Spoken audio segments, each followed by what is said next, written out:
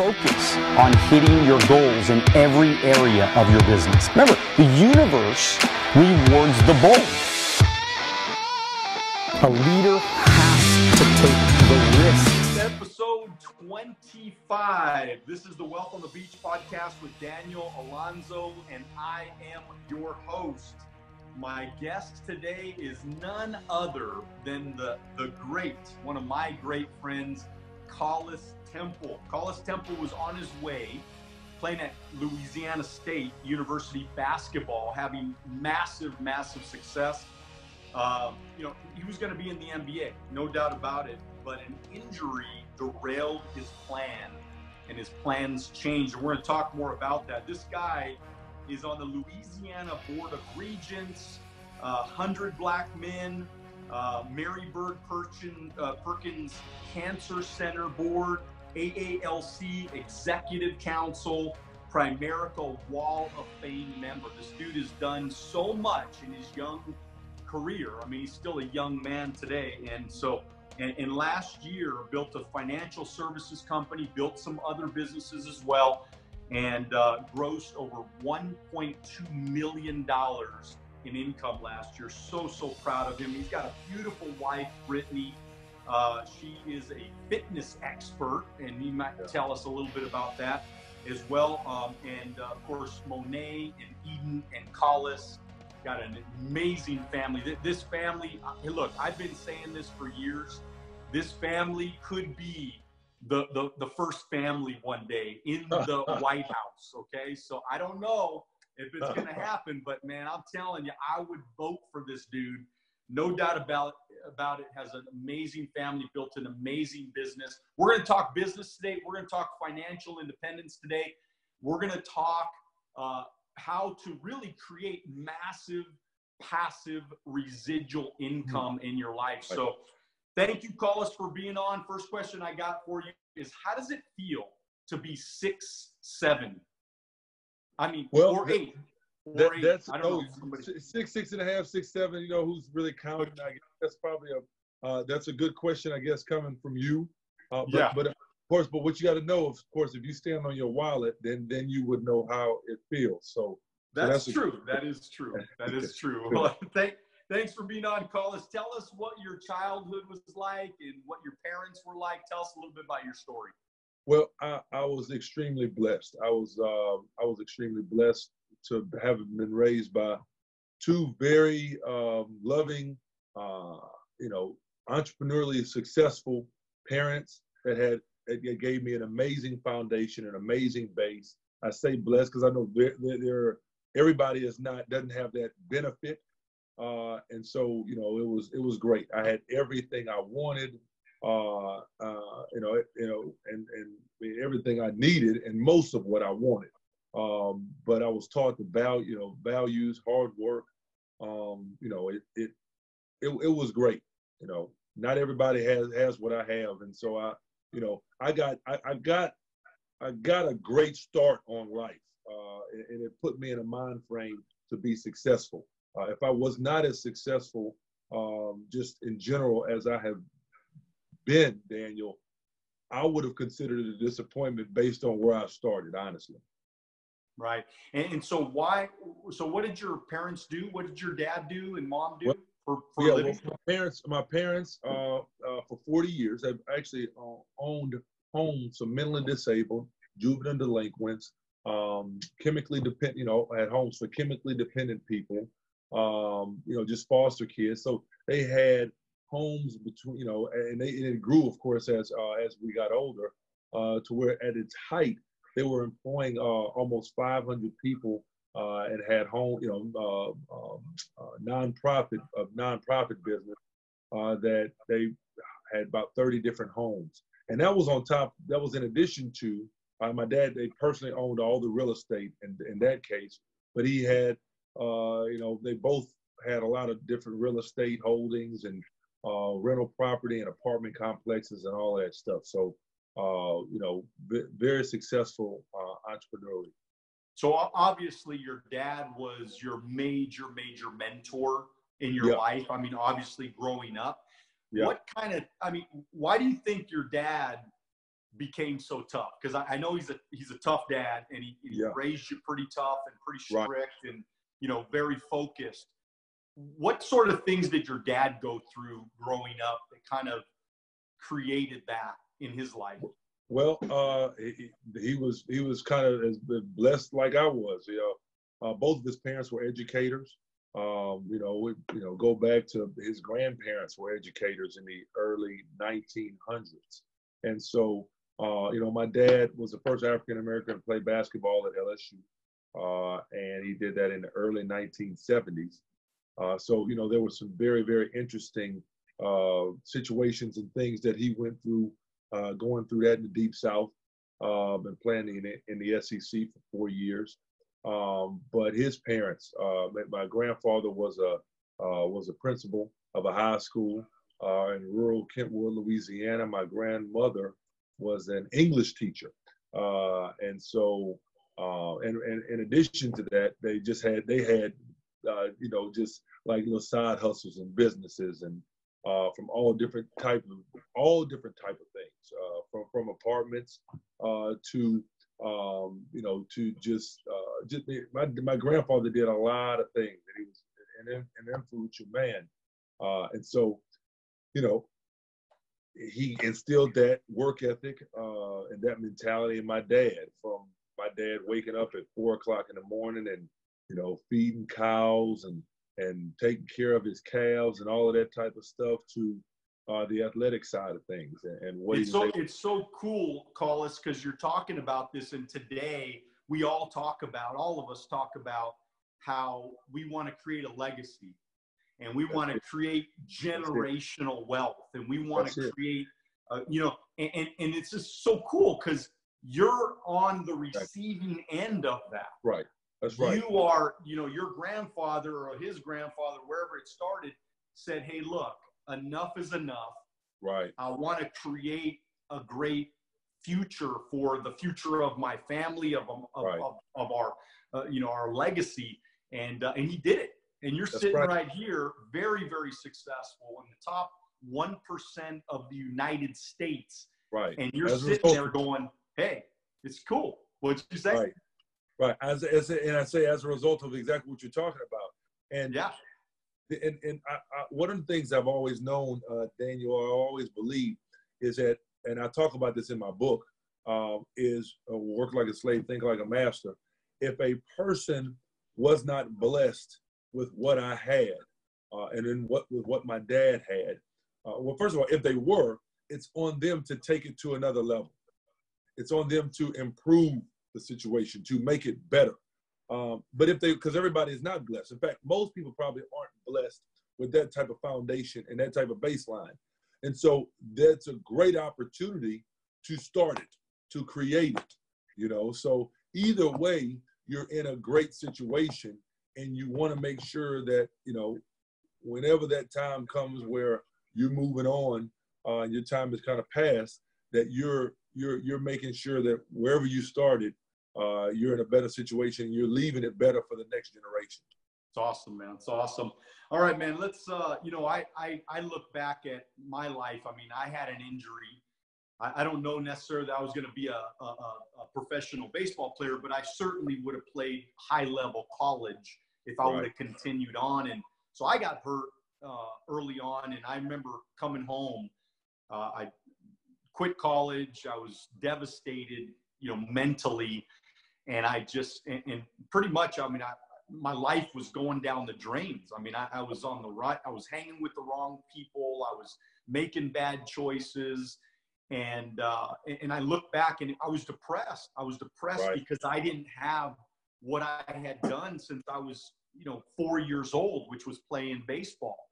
And so I look at somebody like you and kind of what you went through, and you were maybe at a different level. I mean, you were going to play, your dream was to play NBA, man. You were going to play NBA. You hurt your ankle, or you had a replaced ankle, right? And then that got damaged, and it was pretty much over. Right. What the heck, man? I mean, how did you deal with that, man?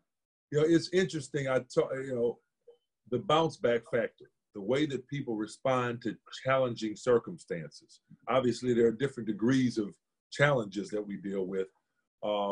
But during my college career as an athlete is where I really learned about that bounce back factor. I dealt with, injuries and stuff in high school, but not nearly at the level, because my very first day of practice, Daniel, by the way, at LSU, I got hurt and was out for the season. My very first day of practice, I hurt my hip. The very first day of practice. Now you got to see, from 6 years old to 24. From 6 years old to 18. I wanted to play at LSU. I wanted to follow in my dad's footsteps. Very first day of practice, I hurt my hip. I'm out, right? So, for 12 years, that's what I wanted to do. And I'm here. I've gotten here. And the first day of practice during layup lines, I get hurt. And I'm done for the season. So mentally, you got to go to a different place. Okay, so how am I going to process that? I was out for the season, but it wasn't like my career was over with. So what I said was, okay, well, you know what? I'm going to just focus on my education. So that question is, how quickly do you turn a negative into a positive, right? So I saw that situation. And as a result of getting injured, Daniel, I was able to graduate in 3 years with a degree in business. Because had I not gotten injured, my focus level would not have been to do that. But based on it, I was forced to either step up and make a positive out of it, or just kind of, so that's what I did in that scenario. Then my junior year at LSU, my junior year playing ball, it was actually my 4th year in college. I was leading the SEC in scoring and rebounding. I was averaging almost 20 points a game and almost 10 rebounds a game as a 6'7" 2 guard in the SEC. And I already had my undergrad degree. I was working on my master's degree. And so, in my mind, I'm thinking, okay, great. I just keep this up and I'll be able to probably get drafted in the first round this year. Halfway through the season that year, tore up my right ankle and, had a breakaway, hurt, had a horrible sprain, kept trying to come back and ended up tearing up the ankle, tearing a tendon in half in my ankle. So I was done. Now, the same depression you talked about being in, I was in that place that year. I ended up doing what I needed to do to finish my master's that year, but I wasn't in a great spot mentally. But I recovered. I came back after, having surgery on it, and I came back my senior year. Had a good senior season. Wasn't as good as my junior year, but had a good senior season. Was working on a PhD in education. So I always took it. And you say, well, what? With the education, I never planned on getting a job. I never planned on being a professor. My mentality was, they're paying for it. I need to get as much as I can get. Right. So I think most people don't have that mentality to get all you can get. Right. Get all you while can the get. getting's good. Getting's good. Exactly. So after my senior season, didn't get drafted, but got picked up by the Detroit Pistons and played the NBA Summer League in 2003. LeBron James was coming out, Carmelo Anthony, Dwayne Wade. Played in the same Summer League with Dwayne Wade and LeBron, and had a great Summer League. And then tore up my ankle after Summer League, about a month and a half after Summer League, right before training camp, and just realized, and he had already signed a contract with the NBDL, which was the D League, the NBA's developmental league, and even had offers to go overseas for $200,000. Had an offer to go to Italy for $200,000. But when I got hurt, man, that was tough. I was extremely fortunate again, though, that I saw the business that I knew I was going to probably do for the rest of my life that same day that I was injured.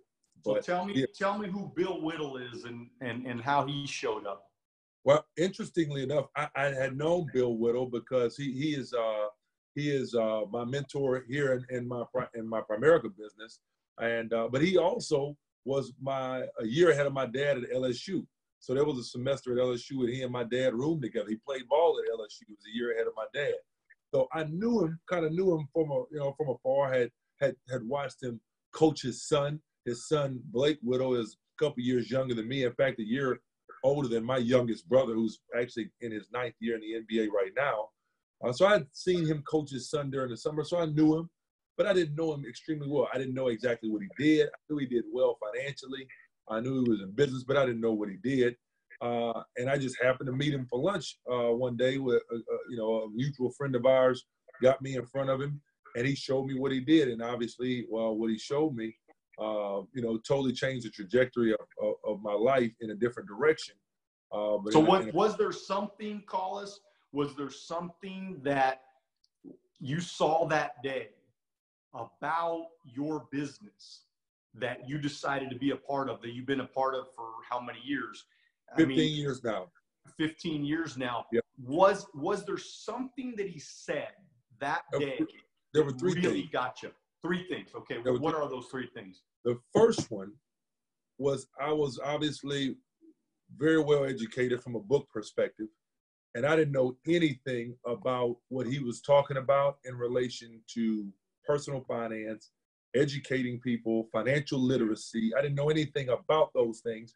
And that really got to me, because I said, I'm very well educated, but not just that, I have parents who are very successful financially in a different arena, but they're very successful financially. And how do I not know anything about this stuff that seems relatively simple, but totally life-changing? And I said, if I don't know this stuff, most people have no clue about it. And If I could help people get this information, because we've all heard that knowledge is power, but the reality of that, Daniel, is that applied knowledge is power. Knowledge is not power, right? If you know something and you don't do anything about it, that's actually stupidity, right? So applied knowledge is power. But I realized most people didn't know this. And if I could help teach folks these ideas, I could really be making a significant difference for people. That was the first thing I saw at 24. The second thing was he was making $200,000 to $250,000 every 30 days.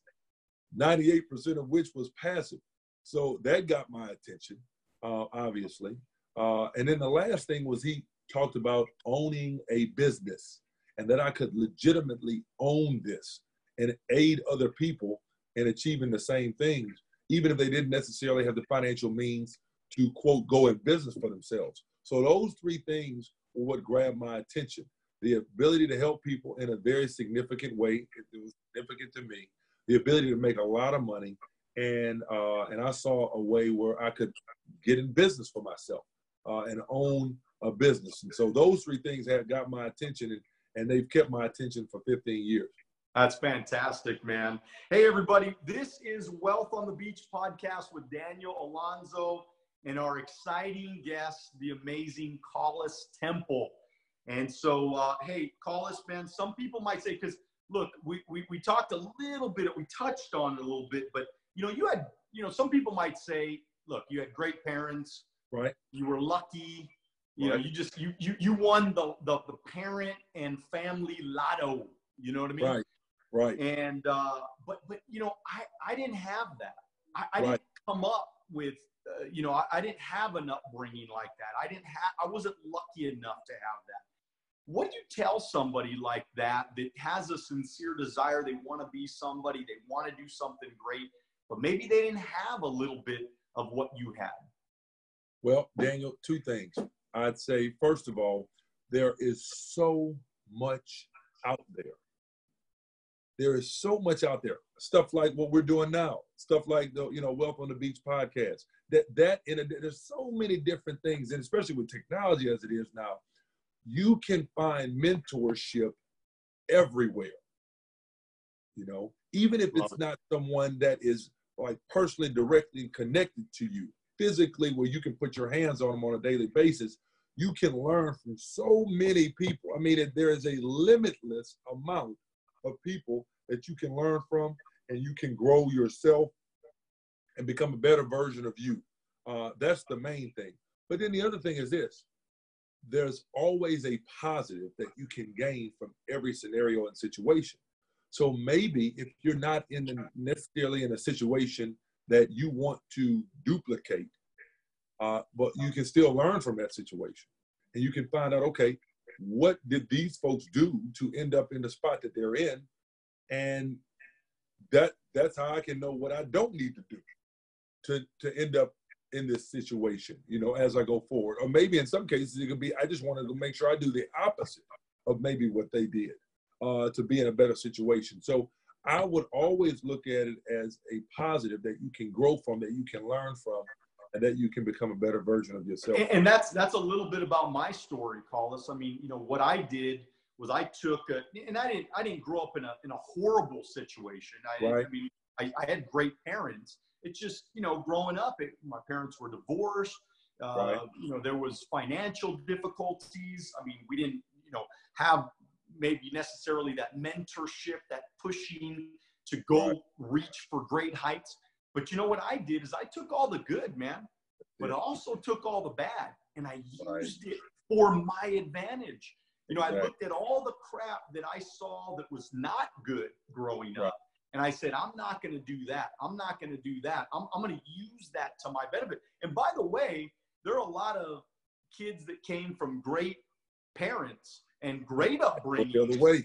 Exactly. That they went the wrong way, man. Because why? Because they took, the easy life, and they said, hey, I'm just going to have an easy life and do nothing with it. Right. So I think that you're right. You can learn from all the bad stuff that happens in your life, just like all the good stuff that happens in your life. I found mentors just like you did. Your father was a great mentor, but then you also, but I had others. Once you got into business, you had other mentors as well. I'm sure you had other basketball mentors and other coaches that you were coachable and you followed the things. And so, because that's one of the things I wanted to hit on with you, Collis, because I believe that, coachability is such an important piece of the puzzle of winning. So, because look, I want you to kind of role play with me a little bit, okay? And just what I'd like you to do is just, I'm an uncoachable agent. I'm an uncoachable business partner. What's that conversation look like when you're talking to me? And how do you convince me to be accountable and coachable and follow the game plan? Give me a little bit of your thoughts on that. Well, the first thing I'd ask you, and so I will, like you said, we'll role play. So Daniel, listen, were you excited about the results that you got in 2018? No. Okay. All right. And obviously you set some goals and some things that you want to do better in 2019, right? Correct. Okay. And do you know exactly what it is you need to do to make that stuff happen in 2019? Kinda. I mean, to a degree. Okay. Well, you and I sat down, and I've got the privilege of working with you and coaching you, and I've seen your goals, and I know exactly what we need to do in order for us to accomplish those things.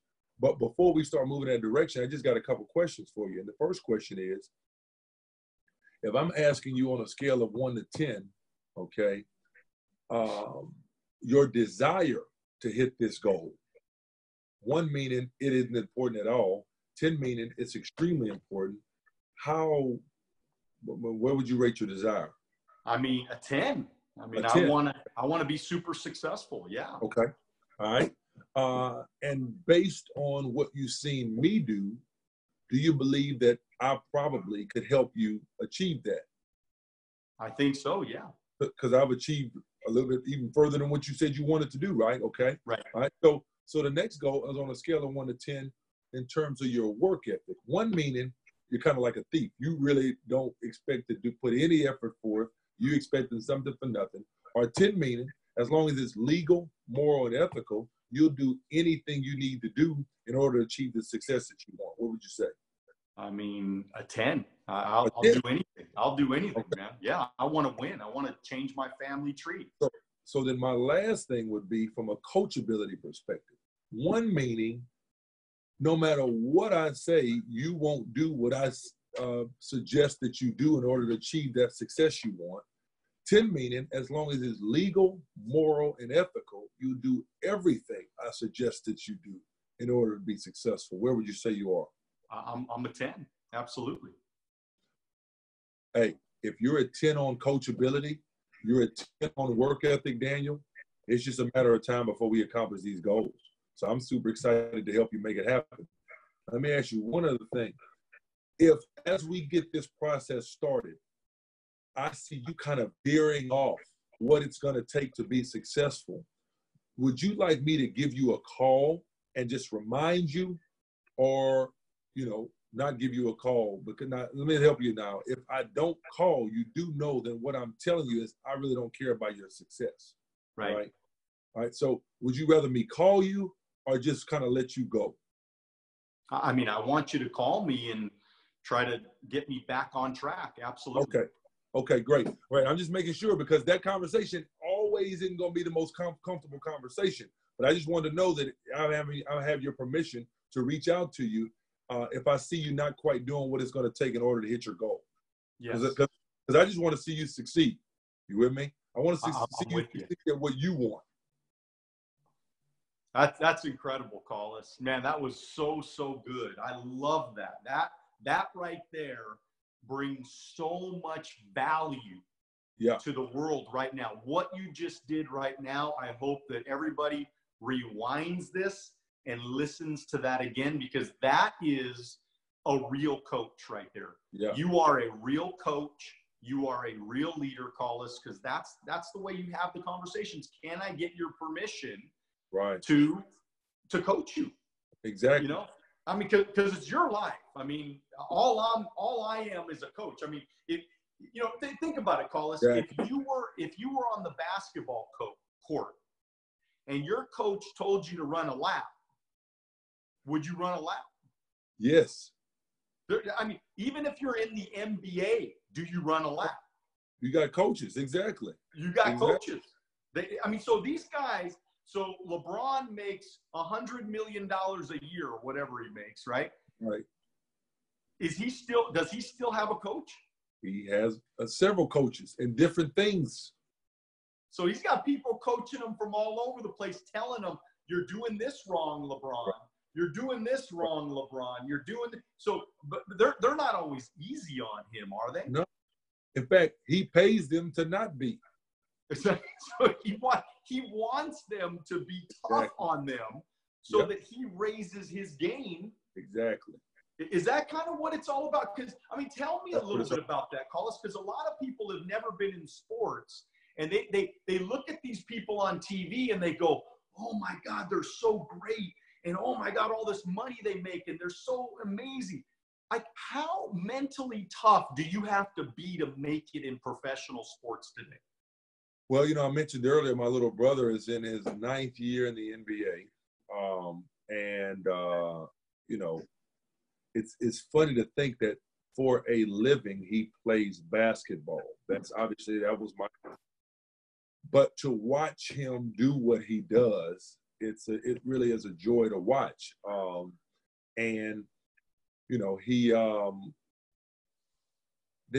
There's an attention to detail that comes with the best, players in relation to everything they do. The discipline that it takes, right? The attention to detail, the work ethic, the specifics as it relates to their, to their body, to how they live. I mean, you think about the littlest things that folks wouldn't really think about. Oh, well, it's just I'm gonna have a cheat day. But you got a lot of these, they don't have a cheat day. There's no off day. You think, well, they play basketball for a living. Let me help you. The toll that takes on your body, the things that you have to do in order to be able to do this for a long period of time at a high level are extremely impressive, And so, people don't realize what it takes. And you talked about the mental toughness it takes, because it takes mental toughness and it takes emotional maturity. You can't get too high. You can't get too low. You got to better stay level. That's emotional maturity, right? But then at the same time, when challenging circumstances come up, you have to be able to pull it together and still weather through those things. I think a lot of people don't realize, Collis, the sacrifice that it takes to win in anything. Right. There's sacrifice involved. So if and this is a stupid little thing, but it's kind of amazing. And you'll understand this in our business. You have a birthday, right? It's your birthday today, but you got Saturday training going on, or you have your Friday night training, or your Tuesday night, or whatever. And, do you miss the training because it's your birthday? Never. And the answer is no, of course not. But how many people, they have that conversation and they say, I want to win. I'll do anything that it takes. I'll give you everything I got. I want to achieve my goals. And then the first thing they do is say, well, I can't show up to training because it's my anniversary. Right, right.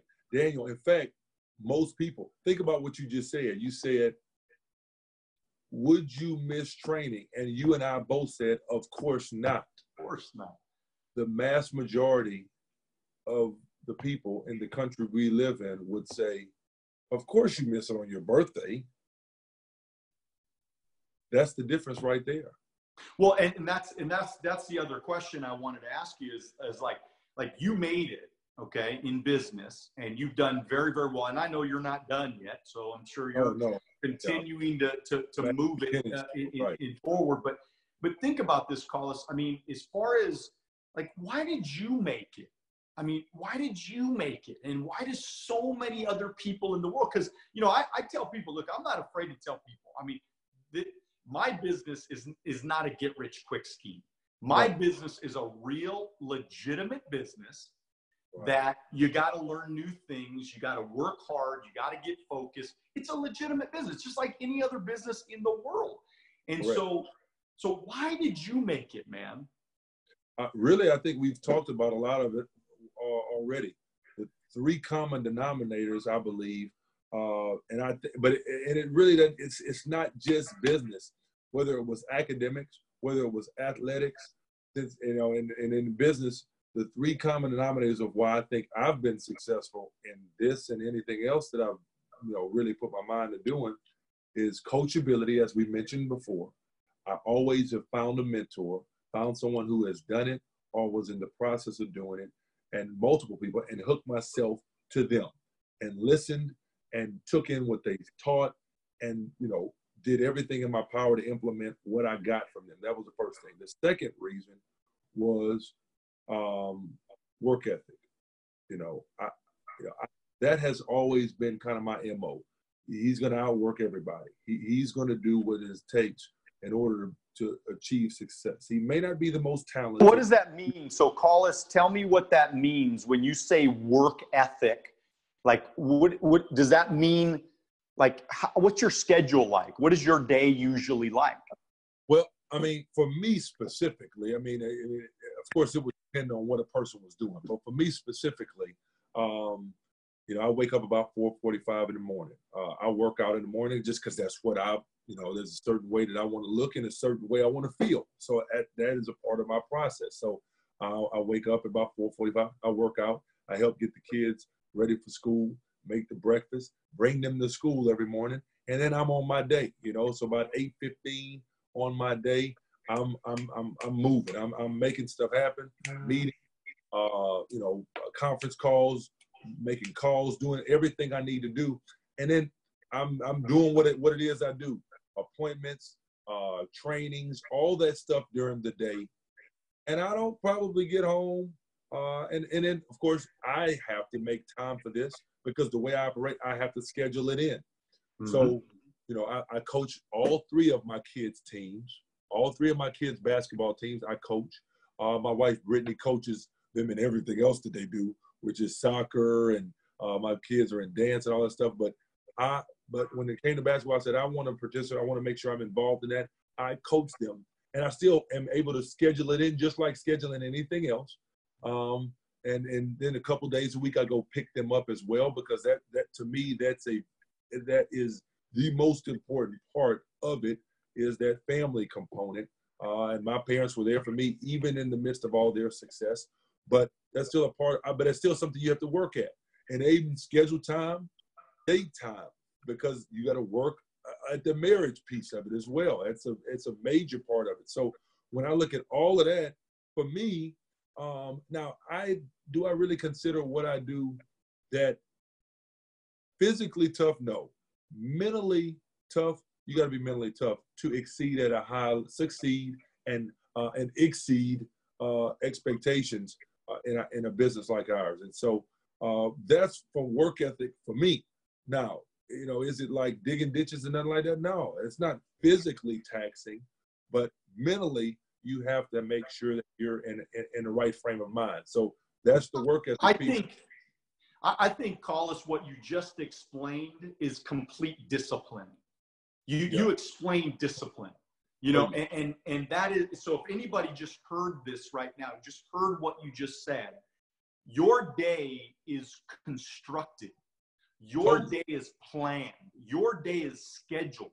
I mean, because there's so much you can accomplish, right? I mean, you could have lunch with your wife. You could have dinner with your kids. You can coach your kids. You could write a sale. You can recruit somebody. You can do an interview. You could have 10 phone calls. You know, you could do all of that. I mean, if you cut out 5 hours of TV, which is what most people do in America, right? Hey, totally. Daniel, that's funny you say that. I do not remember, you know, it was an NFL game in the playoff game. The last playoff game is the last time, and it was actually happened to be at one of my business establishments, okay, where I watched a TV.